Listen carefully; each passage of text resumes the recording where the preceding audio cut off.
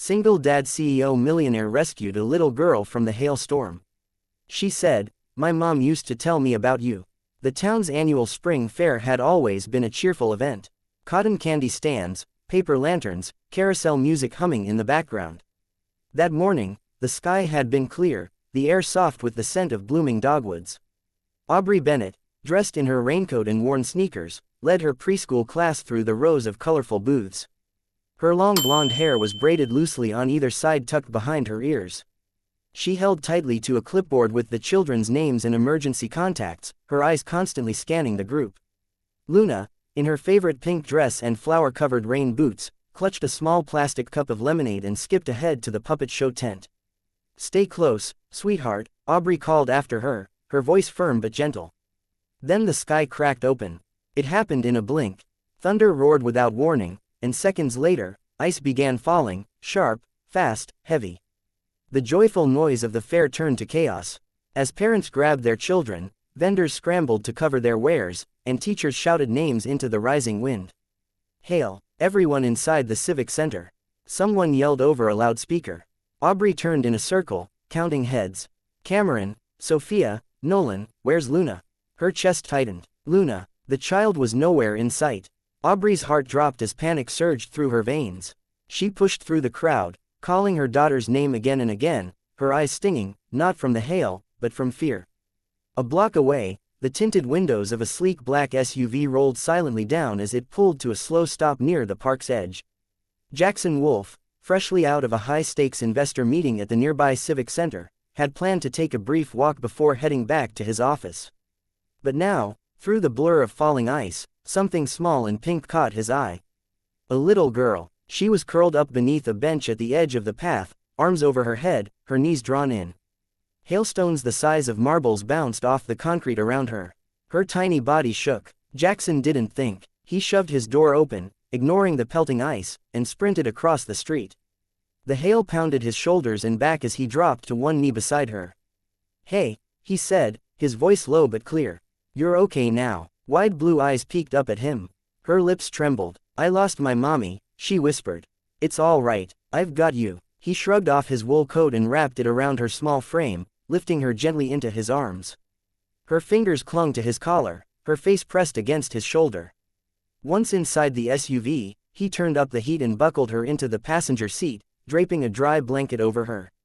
She looked at him, cheeks flushed, hair damp against her forehead. Then she said, barely above a whisper, "My mom used to tell me about you." Jackson blinked. "What did you say?" She smiled shyly, a tiny dimple appearing in her left cheek. "She told me stories about a man who was brave and kind. I think it was you." For a moment, Jackson couldn't speak. The storm outside continued its rampage, battering the roof of the car. But inside, something in his chest stirred. Something that hadn't moved in a long time. That voice, that face, something about her felt hauntingly familiar. He glanced again at the girl beside him. What stories had her mother told? And why did he feel like he had heard her voice somewhere once on a quieter day in a different life? He didn't know her name. Not yet, but somehow it felt like she already knew him. The hallway outside the community medical center buzzed with voices, nurses calling names, children crying, parents speaking in hurried tones. Aubrey pushed through the crowd, breath shallow, eyes darting through open doors and corners. "Excuse me," she said to a nurse, her voice tight. "My daughter's missing. Luna Bennett, 5 years old, blonde hair, pink dress. We got separated during the hailstorm." The nurse scanned a clipboard and nodded. "Room 7, straight down the hall, then right. She's safe." Safe. The word nearly brought Aubrey to her knees. She stumbled forward, her feet moving on instinct. When she reached the doorway, she stopped, breath catching in her throat. Through the small glass window, she saw him, Jackson Wolf. He sat on a small plastic chair, awkwardly hunched forward, gently patting dry the curls of the little girl in front of him. His expensive gray suit jacket was draped over the back of the chair, sleeves damp and wrinkled. His tie was loosened, and his white shirt clung to him in places from the storm. But it wasn't the disheveled look that hit her. It was his face. Gone was the polished, unreadable executive expression. Instead, his eyes were focused, tender. His brow furrowed as he worked, quietly attentive, as if nothing else in the world existed but the child in front of him. And Luna sat calmly beneath his touch, eyes closed, peaceful. Aubrey stepped into the room. "Mommy," Luna cried, springing from the chair and throwing herself into her arms. "This is the man from your stories, right?" Aubrey froze. The sentence hit harder than thunder. She had never said his name. In 5 years, she had told Luna only fragments. Stories of a kind man who once made her laugh, then vanished. A man who never knew what he left behind. And now that man stood before her. Jackson looked up, his eyes met hers, and for a moment, time fractured. The air between them thickened, heavy with memory. "Aubrey," he said softly. She felt her heart stutter. "Hi." Silence stretched between them. Luna clung to her side, watching with curiosity. "You still wear your hair the same," he said after a moment, his voice quieter. Aubrey reached up, brushing a braid. "I didn't think I'd ever see you again. Not like this." Jackson stood slowly. He was broader than she remembered. Or maybe time had just made him seem larger. He looked the same yet not older but grounded. "Are you okay?" he asked gently. "I am now," she whispered, squeezing Luna close. Jackson's eyes dropped to the little girl. Something flickered there. Something deep, unreadable. Aubrey could see him trying to piece things together, but he didn't ask. "Not yet." She stepped back before any of it could surface. "Thank you," she said. Her voice trembled, "for helping her." Jackson gave a small nod. His eyes lingered on Luna a second longer, then shifted back to Aubrey. There was something unspoken behind them. Curiosity maybe, or recognition. Without another word, Aubrey turned and guided Luna toward the hallway. The crowd had thinned. Her heartbeat hadn't. She couldn't resist. She looked back. Jackson was still standing in the same spot, his tall frame silhouetted by the light inside the room. He hadn't moved. And something about that stillness told her this wasn't the end. It was only the beginning. The next afternoon, Jackson sent a message, a simple one: coffee. Aubrey stared at the text longer than she needed to. 6 years had passed, and yet the weight of one word could still make her chest tighten. She agreed. They met at a small cafe by the lake, once their favorite spot back in the days when things felt new and full of May. It had not changed much. The same ivy climbed up the sidewalls, and the same creaky chairs still lined the porch that overlooked the water. Jackson arrived first, seated outside under a pale green umbrella. He stood when she approached, his hand brushing the back of his neck like it always did when he was unsure what to say. "Aubrey," he greeted. She smiled politely. "Hey." They sat, ordered, and for a while said nothing that really mattered. Talked about the storm, the weather, the town's rebuilt library. But silence has a way of tugging old threads. And soon enough, the careful words gave way to truth. "It was 6 years ago," Jackson said quietly. "Feels like a lifetime or 10. Aubrey looked down at her cup. "Sometimes it feels like yesterday." He hesitated then said, "Back then I was building something, or at least trying to. My entire focus was on the company. My pitch deck was practically a second language and the investors were circling. New York wanted me." She nodded slowly. "I remember. I told myself I had to go." He continued that if I didn't make it happen then I'd lose everything. But I didn't see what I was already losing. Aubrey was silent for a long time. Then she said softly, "We never really ended, did we?" He shook his head. "No, I think I just disappeared. Thought I was doing the right thing." "You didn't even say goodbye." "I know." His voice cracked slightly. "I told myself it was just temporary. That once things settled, I'd come back. But I didn't. I wasn't brave enough." Aubrey looked out toward the lake. The reflection of the sky shimmered on the surface. Clouds drifting across like thoughts that never stayed in one place. "You meant something to me, Jackson," she said finally. "But maybe we were never meant to be a story that finished." He looked at her then really looked. "You were important to me too, Aubrey. I just wasn't man enough to protect that. I thought I had to choose between love and success, and I chose wrong." She said nothing, but her eyes softened. Then he told her what had happened since. 2 years ago, the company nearly folded. An investor pulled out at the worst moment. His accounts froze. Articles surfaced tearing him apart. His wife, Celeste, left within weeks. Their son, Miles, had just turned 1. "I remember holding him and realizing I didn't know how to be a father," Jackson admitted. "I was a mess, but he needed me, so I figured it out." Aubrey listened, her hands cupped around her mug. "Now he's 3, Jackson said. "He lives with me, still calls for his mom sometimes in his sleep." Her eyes glistened. "I'm raising Luna alone, too." No one knows who her father is. I never told anyone. She paused, then added gently. But I used to tell her stories about a kind man, the kind who once made me believe the world had something good in it. He didn't speak, his jaw clenched as though he were holding back a question he could not yet ask. They paid their bill, and as they stepped off the patio, Luna, who had been playing nearby with a stack of picture books, ran up to them. She reached into her little backpack and pulled out a small flattened sprig of lavender. "This is for you, Mr. Jackson," she said proudly. "Mommy said you liked this smell." Jackson blinked, stunned. He took the flower from her gently.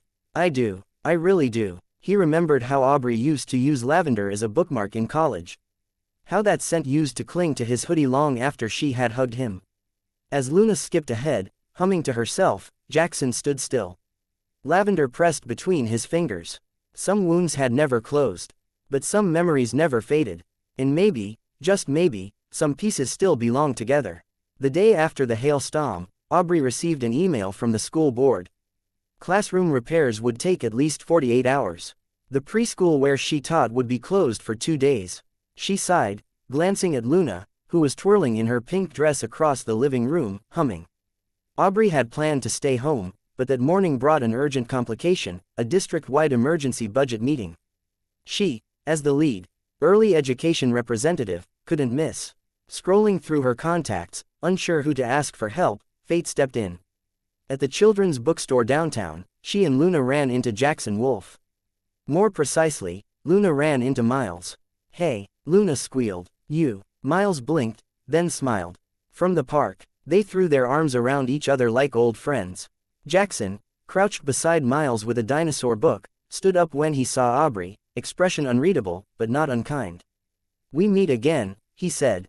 Aubrey smiled slightly. "Looks like the kids already know each other." "They do, park buddies, I guess." Luna and Miles popped down on the carpet, flipping through a pop-up book. Aubrey hesitated, then admitted, "Luna's school is closed after the storm. I have a board meeting this afternoon. I was just trying to figure out child care." Jackson looked at the kids, then back at her. "If you trust me, I can take them both. They clearly get along." She paused. She wanted to say no, to keep her distance, to keep secrets safe. But Luna was beaming, eyes full of hope. And Jackson, normally so guarded, looked almost gentle. "Just the afternoon," Aubrey said. "I'll bring them back by 5, he promised." The small zoo outside the city was quiet, perfect for 2 kids and a man trying to remember how to laugh. Luna grabbed Miles's hand as soon as they passed through the gates. They ran from one enclosure to the next, pointing at lions, elephants, giraffes. Luna named the animals like fairy tale creatures. Miles, shy by nature, followed her lead with a grin. Jackson sat nearby on a bench sipping lukewarm coffee. His son was smiling in a way he hadn't seen in months. And Luna, she felt familiar. Her questions, her joy, her presence. As they ate ice cream, Luna turned to him. "Mr. Jackson, have you ever loved someone so much that you still remember them all the time?" Jackson paused. "Yes," he said quietly. "And I think I never stopped remembering." Luna nodded. "That's how Mommy is. She remembers someone, too." He didn't ask who. When clouds rolled in, he brought them to a bookstore nearby. While the kids settled into the reading corner, Jackson wandered through the aisles. At the back, he found a wooden display of art supplies. One box caught his eye. A carved set of colored pencils. An engraving option was offered. He didn't know why he bought it. Maybe it reminded him of Aubrey, who used to collect boxes like this in college. He asked the clerk to engrave the lid. Luna's world. In the car, he handed the gift to Luna. She gasped and hugged it tight.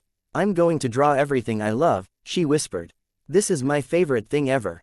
On the drive back, both kids fell asleep in the back seat, heads leaning together, mouths slightly open. Jackson glanced in the mirror and froze. There was something about their features, their brows, their chins.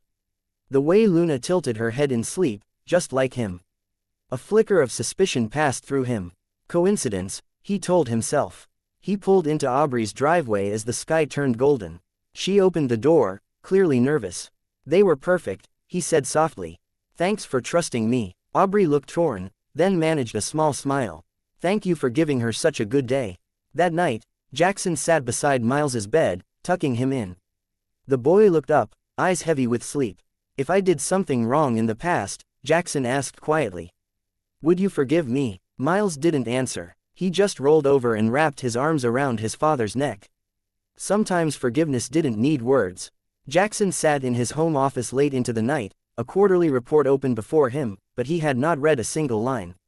His mind was elsewhere, circling around a little girl in a pink dress. Luna's laughter still echoed in his ears. There were things about her he couldn't ignore. The way she tilted her head when she was curious, exactly like him. The way she furrowed her brow in focus. The quiet habit of turning a ring around her thumb went deep in thought. He did the same thing in her voice. My mom used to tell me about you. That line had lodged in his chest. 6 years ago, Aubrey had disappeared from his life. 5 years ago, Luna was born. The timeline matched. He pushed the report aside. The numbers could wait. The truth couldn't. The next morning, Jackson visited Luna's preschool under the pretense of delivering a corporate donation for classroom supplies. He wore the usual tailored suit and calm smile, playing the role everyone expected. But the moment Luna saw him, she ran into his arms. Mr. Jackson. He knelt, hugging her close. Over her shoulder, he saw Aubrey frozen in the doorway, her expression unreadable. A nearby teacher chuckled. You two look alike. Same eyes, same smile. It's uncanny. Jackson saw the panic flicker across Aubrey's face as she quickly redirected the conversation and guided Luna away, but it was too late. Jackson left without a word. An hour later, he stood at Aubrey's doorstep, heart pounding.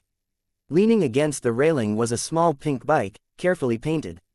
On its side in uneven letters were the initials LW. His breath caught in his throat. Luna Wolf. Aubrey opened the door. Surprise turned to something closer to dread.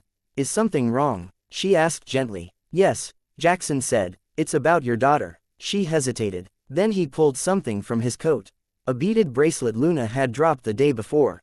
On the heart-shaped charm were 2 tiny letters. JW. She said she made this herself, he said. Who helped her? JW. That is not random. Aubrey stood motionless, her eyes shimmering. I counted the years, he continued.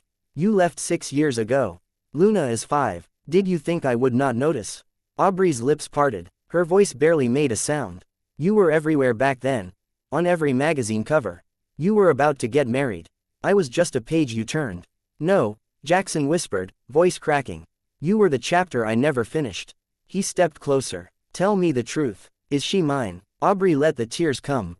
She gave a slow, silent nod. Jackson inhaled sharply. His legs nearly gave way.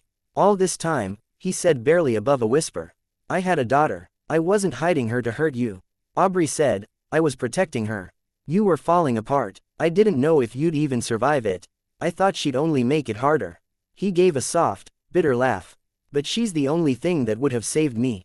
He turned away for a moment, gathering himself. Then he faced her again, steadier. I need time, he said, not to forgive you, but to learn how to be a father to her. He turned, slipping the bracelet into his pocket with shaking fingers.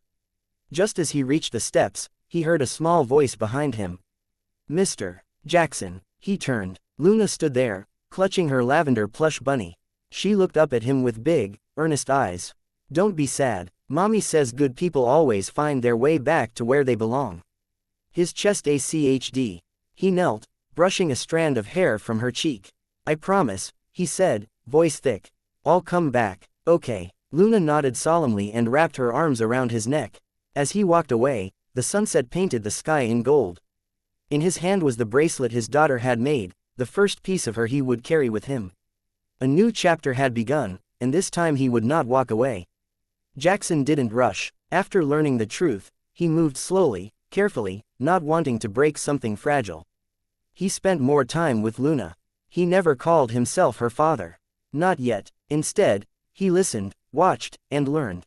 She painted clouds that looked like animals, made up stories about talking flowers, and asked questions that stayed with him. Do grown-ups forget people they love if they're too busy? No, sweetheart, he'd say. They might try, but love doesn't forget. Aubrey remained cautious. She let him in one step at a time. Trust didn't rebuild overnight, but each time Jackson showed up outside Luna's classroom just to wave goodbye or knelt to tie her shoes without a word, Aubrey's guard dropped a little more. Miles changed, too. The shy boy who once clung to his father's leg now ran to greet Luna each morning.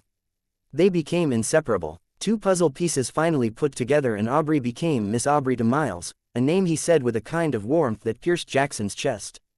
Then on a regular Tuesday, everything shifted. Jackson called Aubrey in a mild panic. An emergency meeting had been moved up and his sitter was stuck in traffic. Miles had already been picked up and was waiting on the daycare steps. "I'll go get him," Aubrey offered immediately. "He can stay with us until you're done." That evening, Jackson arrived at her house. The front door was slightly open. He stepped inside and stopped. On the living room rug, Luna and Miles sat cross-legged among a mess of Legos, building something oddly spaceship-like. Aubrey knelt beside them, reading from a picture book. One hand rested on Miles's soft hair as she read aloud. Jackson stood silently, his throat tightened. He hadn't seen a moment like this in years. Peace, belonging, family. When Aubrey looked up and noticed him, she smiled, surprised, but calm. "They built that all by themselves," she said, nodding to the lopsided Lego ship. He nodded, speechless. Miles ran to him and hugged his leg. Then Luna joined. Aubrey walked over, voice soft. "He had 2 bowls of stew. Hope that's okay." "It's perfect," Jackson said. "But peace is fragile, and the past doesn't always stay buried." On a bright Saturday, Jackson took the kids to the park. Luna chased butterflies. Miles played on the swing. He pushed the swing gently, smiling until a cold, familiar voice stopped him. "Well, isn't this domestic?" He turned. Celeste stood there in heels and a designer coat, sunglasses perched on her head, arms crossed, her eyes flicked from Jax onto Aubrey, who stood frozen nearby. "Miles," Celeste cooped, "come say hi to mommy." The boy hesitated. Jackson stepped between them, jaw tight. After an awkward moment, Celeste pulled Jackson aside. "I want to come back," she said. "Miles is my son. He belongs with me. You left when he could barely talk."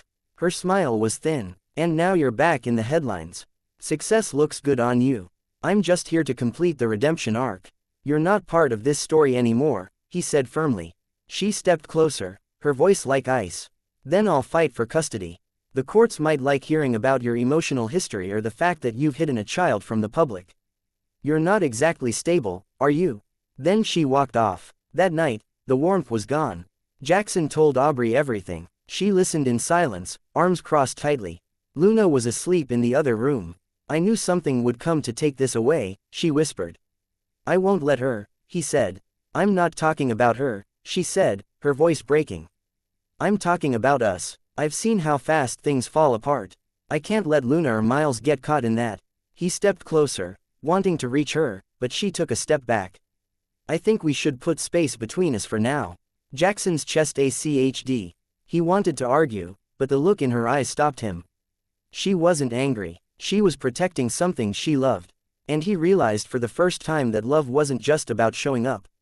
It was about fighting patiently, honestly, for the chance to stay.